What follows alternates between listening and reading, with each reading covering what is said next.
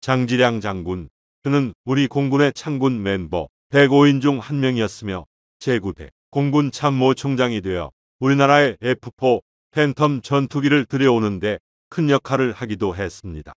이 영상은 그의 자서전을 상당 부분 참고하였음을 미리 알려드립니다.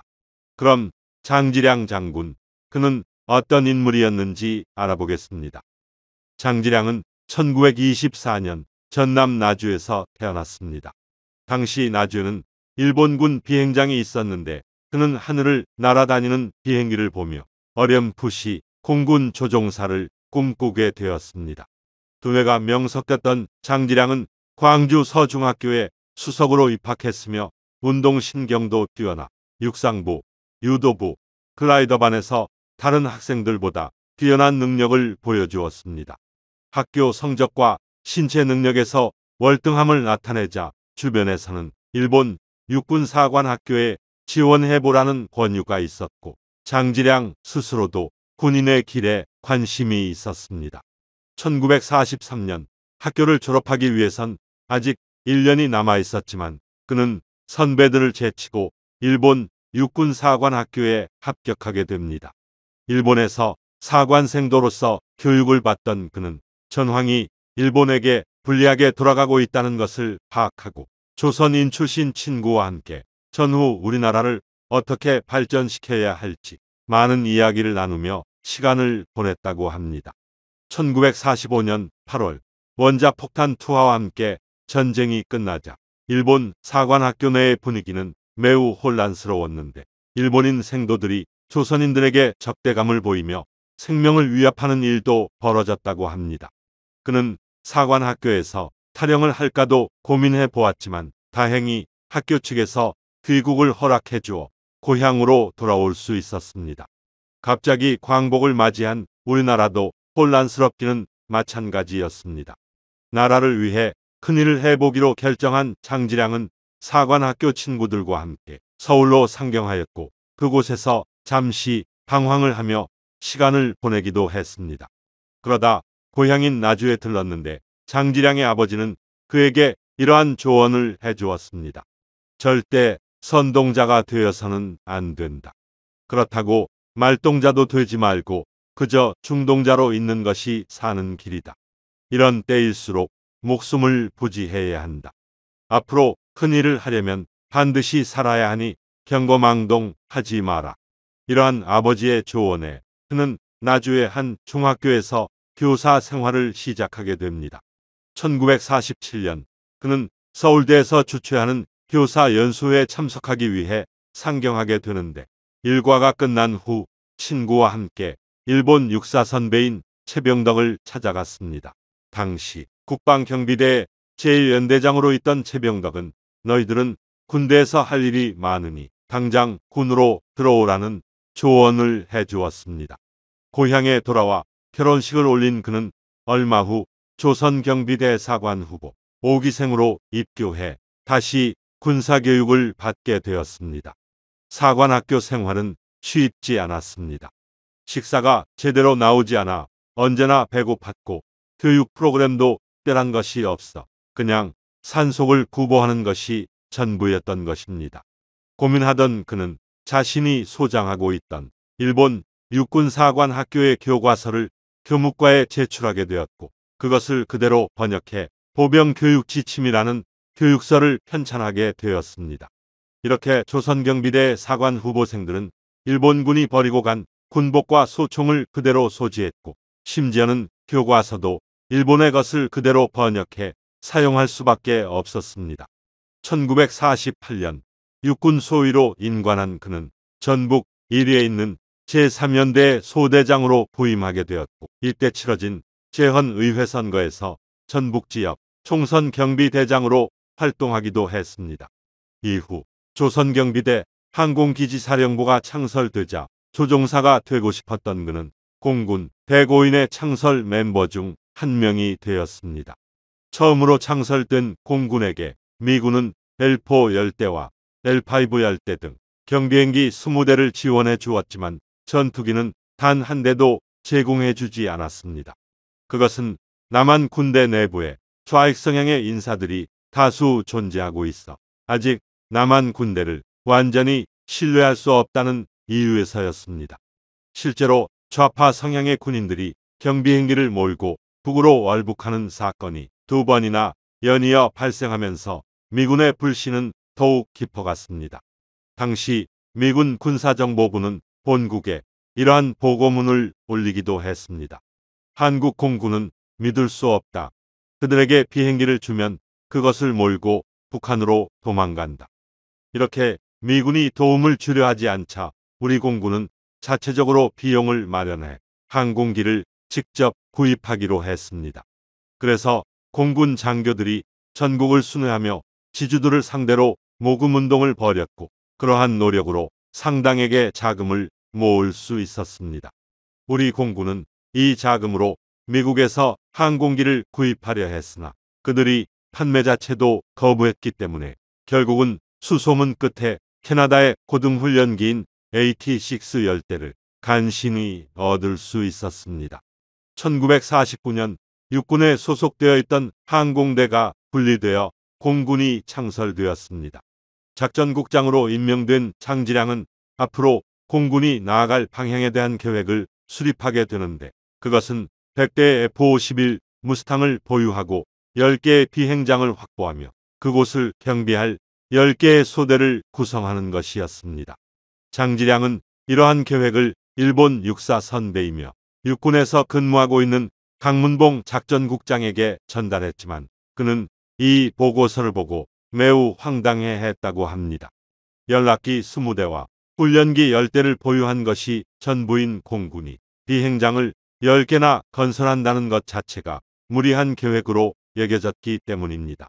이렇게 대한민국 공군이 막 태동하던 시기 6.25 전쟁이 발발했습니다. 공군은 30파운드 폭탄을 급조해 비행기 후방석에서 손으로 직접 떨어뜨리기도 했지만 효과는 미미했고 전선은 급격하게 밀리기 시작했습니다. 한강 다리가 폭파된다는 소식을 전해들은 장지량은 여의도 비행장에 있던 장비들을 후방으로 철수시켰으며 중요 서류를 모두 소각하고 마지막으로 트럭을 몰아 서울을 간신히 빠져나왔습니다. 수원에서 전시본부를 설치하고 반격작전을 계획하던 무렵 그는 메가더 장군이 수원 비행장으로 온다는 연락을 받게 되었습니다. 공군 참모총장으로부터 메가더 장군을 맞이하라는 지시를 받은 장지량은 서둘러 비행장으로 출발했으며 그곳에서 메가더 장군과 같은 차에 탑승하게 되었습니다. 서울로 이동하는 차량 안에서 장지량은 미군이 참전하는 것이냐는 의미에서 Are you coming?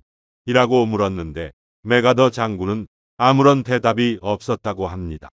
훗날 장지량은 일개 초급 장교가 태평양 전쟁의 영웅이며 극동군 사령관인 메가더 원수에게 그런 질문을 하였다는 것 자체가 매우 황당한 일이었다고 회고했습니다. 잠시 후 옆자리에 앉아있던 미군 소장이 장지량의 손을 잡으며 고개를 끄덕여 주었고 메가더 장군도 미소를 보내주었다고 합니다. 이후 전선을 둘러본 메가더 장군은 미군의 대대적인 참전을 결정했습니다.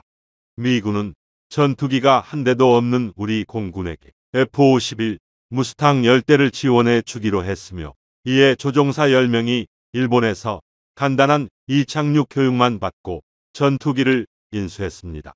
전투기를 갖게 된 공군은 의욕에 넘쳤던 나머지 서둘러 전선으로 출격을 개시했습니다.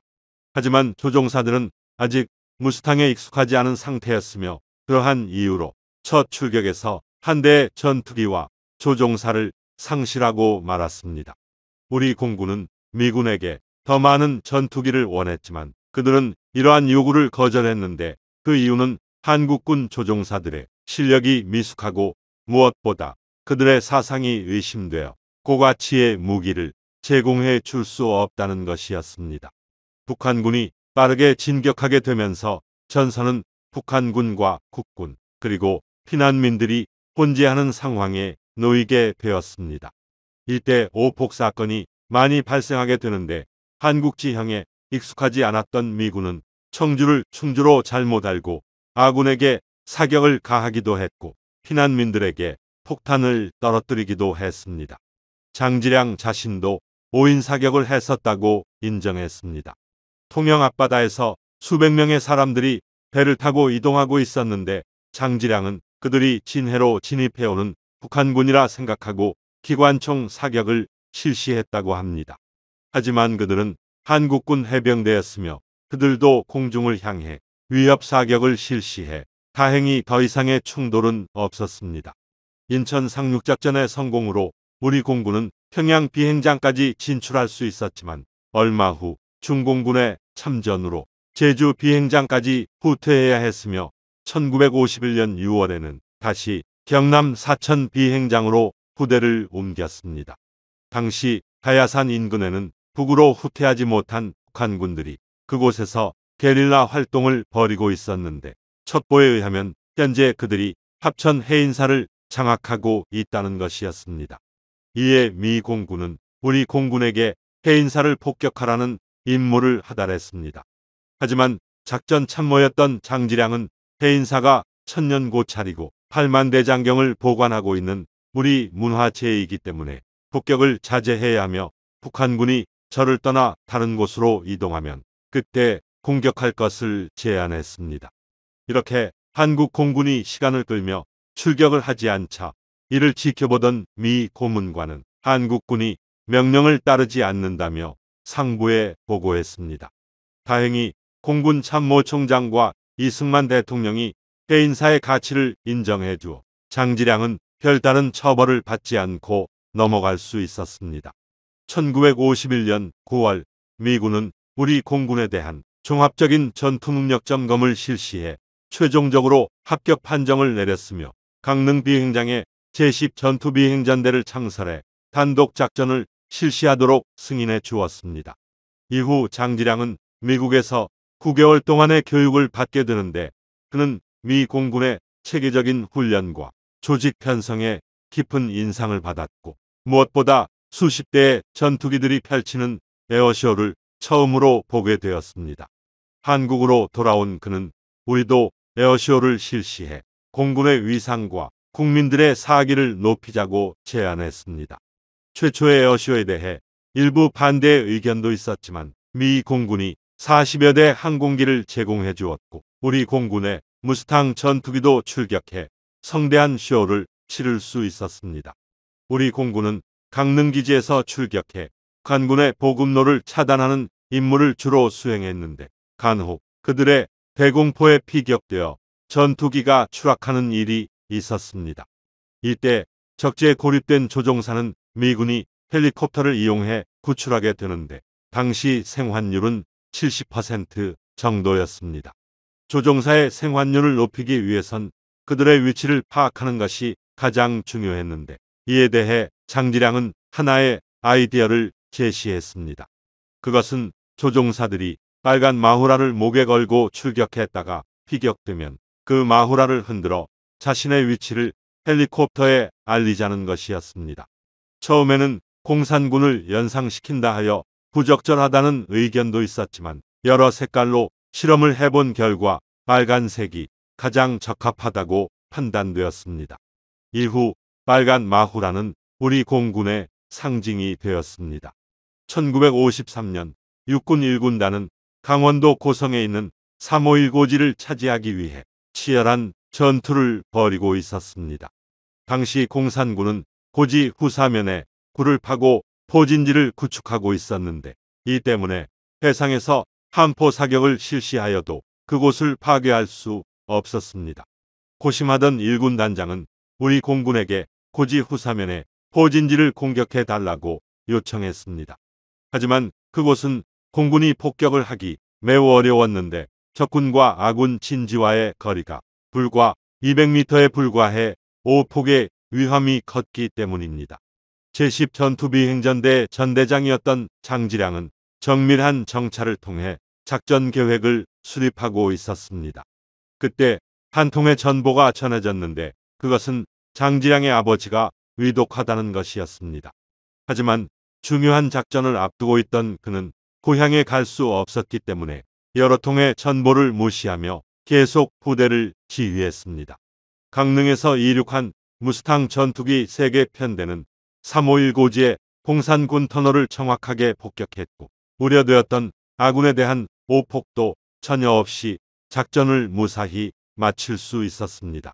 장지량은 아버지의 장례식이 끝난 지 사흘이 지나고 나서야 고향에 찾아갈 수 있었습니다.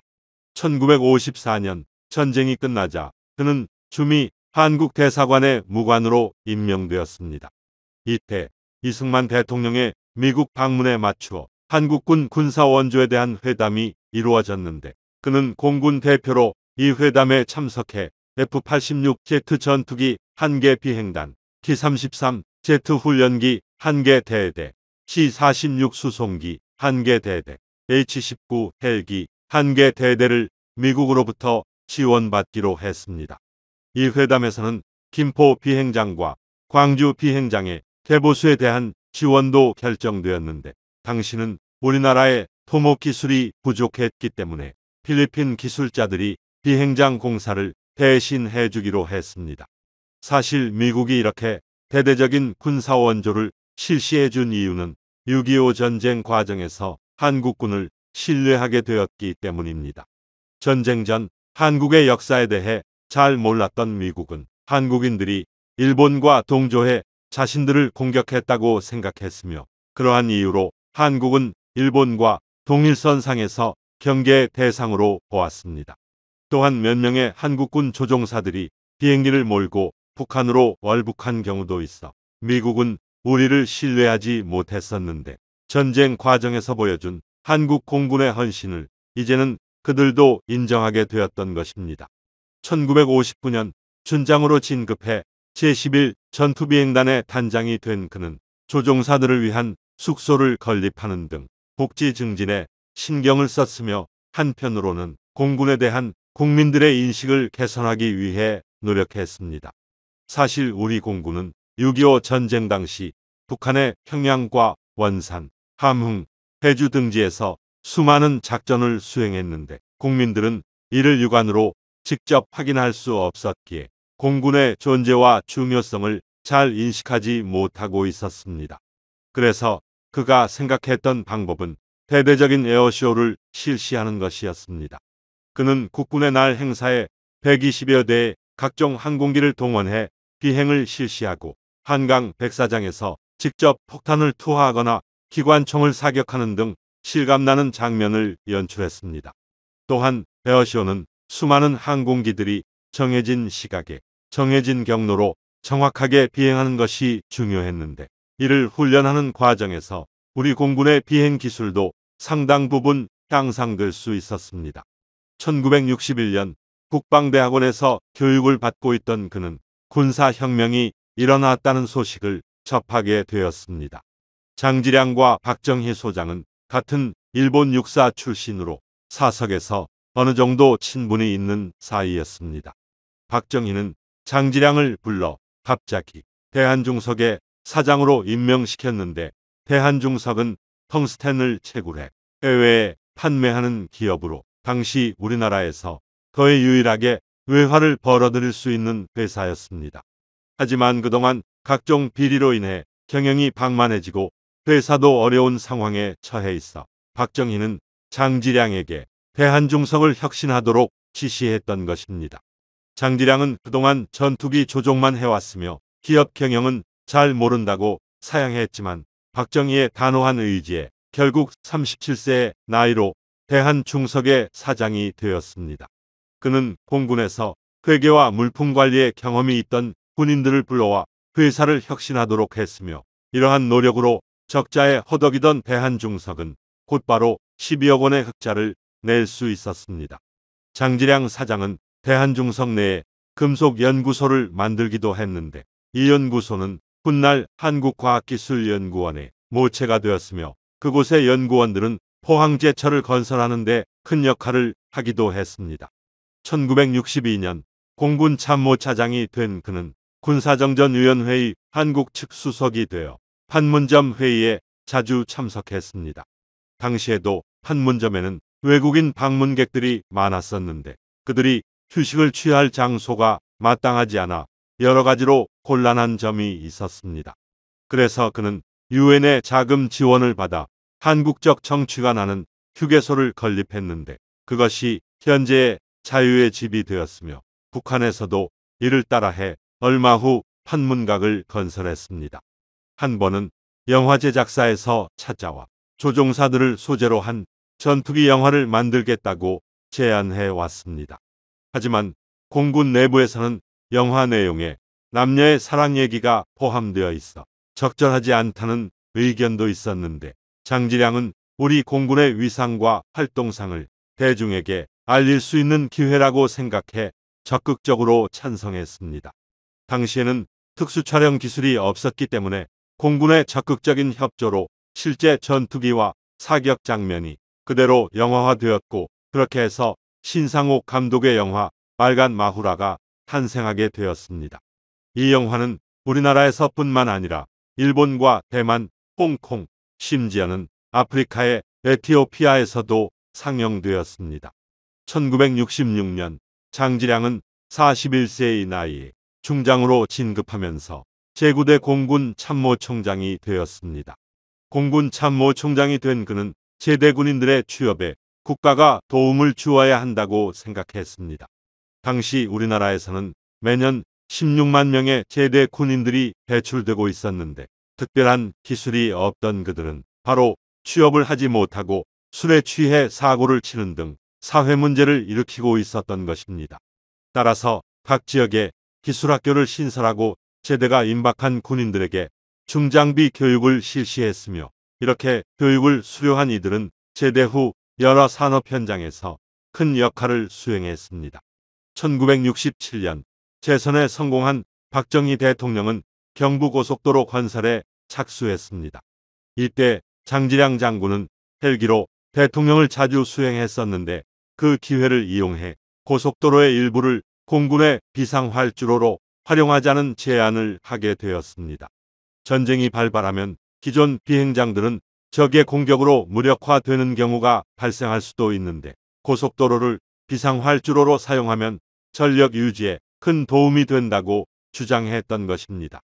그가 16개 비상활주로를 제안하자 건설부 장관이 반대하고 나섰습니다. 그는 현재의 계획만으로도 건설 자금이 부족한데 여기에 공군의 활주로까지 추가로 건설하면 더 이상 사업을 진행할 수 없다는 이유에서였습니다. 결국 대통령의 중재로 전국에 8개의 활주로를 건설하기로 했으며 이를 통해 우리 공군은 전시를 대비한 비상활주로를 확보하게 되었습니다. 1967년 우리나라는 베트남의 전투 부대를 추가로 파병하기로 했으며 미국은 이에 대한 보답으로 한국에 대규모 군사 원조를 실시해 주기로 했습니다. 박정희 대통령은 장지량 장군을 불러 F-104 스타파이터 전투기를 미국에서 원조해 주겠다고 제안했다며 의견을 물었습니다. 이에 장지량은 F-104가 성능도 부족하고 곧 단종될 예정이기 때문에 그러한 기체를 도입하는 것은 적절하지 않다고 대답했습니다. 장지량 장군은 대신 F-4 팬텀 전투기를 강력히 추천했습니다. 미국에서 팬텀을 직접 시승해본 그는 이 전투기가 다른 어떠한 전투기보다 뛰어난 성능을 가졌다는 것을 직접 확인했기 때문입니다. 장지량 장군의 설명을 들은 박정희 대통령은 당시 미국과 협상에 임하고 있던 최규하 외무장관에게 반드시 팬텀 전투기를 확보하라고 지시했고 결국 우리는 18대의 F-4를 들여올 수 있게 되었습니다. 당시 F-4 팬텀은 일본도 보유하지 못한 동북아 최강의 전투기였으며 북한군 전투기는 레이더에 팬텀이 나타나면 바로 기술을 돌려 북으로 도주해야 했습니다. 1968년 김신조 부대의 청와대 습격 사건에 이어 북한은 미군의 정보 수집함인 푸에블로호를 납치했습니다. 푸에블로호가 납치될 당시 미 공군은 장지량 장군에게 급히 연락해 전투기를 출격시켜 달라고 요청했습니다. 이에 그는 완전 무장한 전투기 3개 편대를 북쪽으로 출격시켰는데 이때 이미 푸에블로호는 북한 영해안으로 들어간 상태였습니다. 여기에서 그는 북한 영토에 진입해 그들을 공격해야 할지 결정해야 했는데 이렇게 되면 북한의 전투기들도 출격할 것이기 때문에 대규모 공중전이 벌어질 것이 명백해 보였습니다. 하지만 그는 전쟁에 있어서도 명분이 중요한데 우리가 그들의 영공을 침범한 상태에서 교전이 벌어지면 추후에 불리해질 것이라 판단하고 전투기 편대에게 돌아오도록 명령할 수밖에 없었습니다.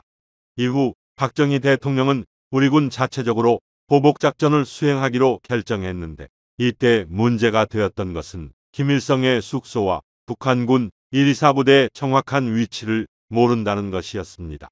장지량 장군은 일본에 있는 미 제5공군 사령관에게 김일성의 숙소와 124부대의 위치 정보를 요청하게 되는데 푸에블로호 사건에서 우리 공군의 도움을 받았던 그들은 이 요청을 받아들였습니다.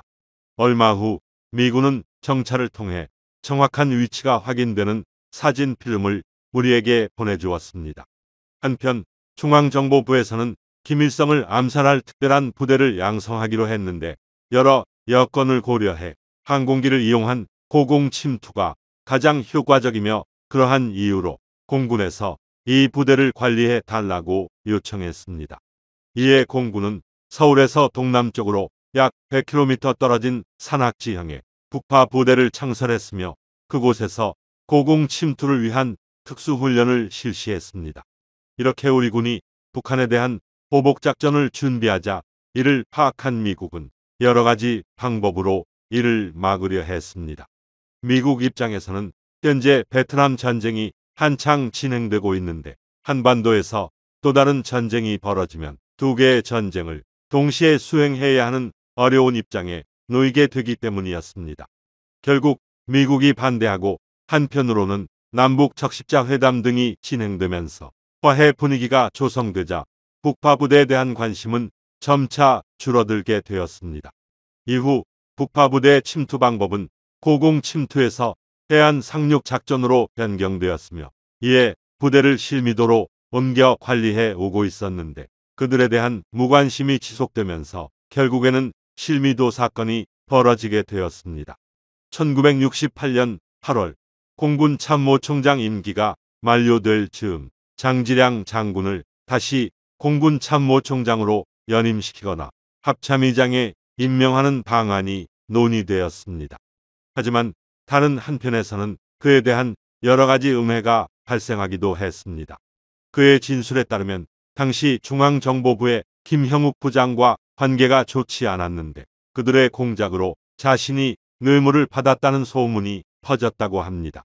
결국 소문은 사실이 아닌 것으로 확인되었지만 그는 더 이상의 공직을 포기하고 43살의 나이로 전역을 하게 되었습니다. 그는 전역하기 전 박정희 대통령에게 한 가지 부탁을 하게 되는데 그것은 공군 참모총장의 계급을 중장에서 대장으로 높여달라는 것이었습니다. 당시는 육군 참모총장만 계급이 대장이었고 공군과 해군 참모총장은 중장이었는데 그것은 육군의 병력과 규모가 타군에 비해 상대적으로 크다는 이유에서였습니다. 장지량은 아무리 병력 규모가 작다고 하더라도 조직의 수장은 그에 걸맞는 계급을 가져야 한다고 주장했던 것입니다. 이렇게 해서 장지량 장군 이후에 공군 참모총장은 대장의 계급을 갖게 되었습니다. 1969년 외무부에서 외국 대사로 발령이 날 것이니 가고 싶은 나라를 선택해보라는 연락이 왔습니다. 당시 우리 군의 창군 멤버들은 매우 빠른 속도로 진급이 되었기 때문에 40대의 나이에 더 이상 올라갈 계급이 없어 전역하는 경우가 많았고 그러한 이유로 젊은 퇴역 장군들에게 외국 대사의 자리를 주고 있었습니다. 장지량은 다른 좋은 나라를 마다하고 굳이 아프리카의 에티오피아를 선택했습니다. 사실 에티오피아는 외교적으로 상당히 중요한 국가였습니다. 냉전 시기 전 세계는 미국을 중심으로 한 자유주의 세력과 소련을 중심으로 한 공산주의 세력으로 양분되어 있었는데 나머지 상당수의 국가들은 미국과 소련에 포함되지 않고 제3세계 국가라는 자신들만의 세력을 따로 만들고 있었습니다. 그중 에티오피아는 아프리카에서 제3세계의 수장 역할을 맡고 있었던 것입니다. 당시 우리나라는 북한과 치열한 외교전을 벌이고 있었는데 에티오피아를 우리 편으로 끌어들일 수만 있다면 나머지 아프리카 국가들로부터 쉽게 지지를 이끌어낼 수 있을 것으로 여겨졌습니다. 장지량 대사가 부임할 당시 에티오피아에는 콜레라가 만연해 있어 1년에 20만 명이 사망하는 상황에 놓여 있었습니다. 이에 장지량 대사는 에티오피아의 보건장관에게 한국으로부터 백신을 들여오겠다고 제안했는데 그는 한국이 가난한 나라이며 6.25 때는 자신들이 도와주기까지 했는데 백신을 지원해 줄 수 있겠냐며 믿지 않는 모습을 보였습니다. 결국 장지량 대사의 요청으로 서울에서 전세기가 날아와 백신을 지원해 주었으며 에티오피아는 한국의 이러한 지원에 매우 놀라하며 고마움을 표시했다고 합니다. 1970년 에티오피아에는 코리아 빌리지라는 곳이 있었습니다. 그곳은 6.25 전쟁 때 한국으로 파병되었던 장병들이 모여 살던 곳이었는데 당시는 마을이 거의 황폐화되었으며 학교는 교실이 부족해 오부제 수업을 하고 있는 실정이었습니다. 이는 10년 전인 1960년 에티오피아에서 현 정부에 반대하는 군부 쿠데타가 있었는데 그 중추 세력이 6.25 때 한국에 파병되었던 군인들이었습니다. 하지만 쿠데타가 실패로 돌아가게 되면서 사건에 관여한 군인들이 숙청되었고 그와 동시에 코리아 빌리지는 반역의 땅이 되어 정부 지원도 완전히 끊겼던 것입니다. 장지량 대사는 한국의 긴급 요청에 3만 달러를 지원받았으며 그 돈으로 학교를 건설하고 학생들에게 학용품도 나누어 주었습니다. 학교 준공식 날 장 대사의 요청으로 에티오피아의 황제가 참석하게 되었는데 이날을 기점으로 황제와 코리아 빌리지는 과거의 원한을 풀고 화해를 하게 되었습니다. 이렇게 에티오피아 대사를 마친 장지량은 이후 필리핀과 덴마크 대사를 역임하고 9년 만에 한국으로 돌아오게 되었습니다. 1979년 장지량은 그동안의 외교 성과를 인정받아 제10대 유정회 국회의원이 되었으며 동시에 대한체육회 부회장이 되었는데 당시는 88올림픽 개최국 신청이 가장 큰 이슈였습니다. 많은 사람들이 우리나라의 국력으로는 올림픽을 치르는 것이 불가능하다며 반대의 입장을 보였는데 장지량은 올림픽을 개최해야 한다고 강하게 주장했습니다. 현재 우리나라는 매년 20% 가까이 성장하고 있어 1988년 정도면 올림픽을 치를 수 있을 만한 경제력을 갖출 것이며 올림픽은 우리나라를 전 세계에 알릴 수 있는 좋은 기회라고 주장했던 것입니다. 결국 1979년 9월 30일 올림픽 유치 신청이 마감되는 날 우리나라는 간신히 신청서를 제출할 수 있었습니다. 이후 장지량은 성호회 회장, 한국군사학회 회장 등을 역임하며 편안한 여생을 보내다 2015년 91세의 나이로 세상을 떠나게 됩니다. 장지량 장군, 우리 공군의 창군 멤버였던 그는 6.25 전쟁에서 큰 활약을 했고 이후 공군 참모총장이 되어 공군의 전력 증강에 많은 역할을 한 인물이었습니다. 이상으로 마치겠습니다.